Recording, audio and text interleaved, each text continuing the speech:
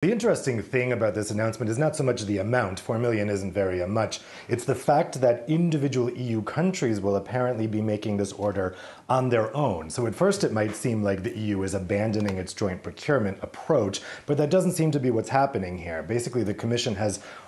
negotiated this batch of 4 million doses with Pfizer, and then individual countries who are being hard hit at the moment can then put in an application to get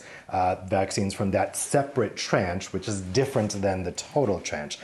Could this be the beginning of the end of EU solidarity on joint procurement? That remains to be seen, but this itself doesn't seem to be going outside of that approach. The other big vaccination news we're about to get is tomorrow the European Medicines Agency is expected to approve the Johnson & Johnson vaccine, but we're already getting some troubling reports that Johnson & Johnson will not be ready to deliver those vaccines for quite a long time, maybe not even until May, which would be in contradiction to what they had told the EU in their contract. So there's already some alarm being raised. I spoke with some German MEPs this morning who are really worried that the EU is treating the Biden administration with kid gloves here, because the Biden administration still has an export ban on vaccines, which was started by Trump, and that seems to be getting in the way of Johnson & Johnson being able to deliver on its commitments here. And there is a worry that a proxy war is going to develop here between the EU and Johnson & Johnson, serving as a proxy war between the EU and the US, in the same way that we currently have a proxy war involving AstraZeneca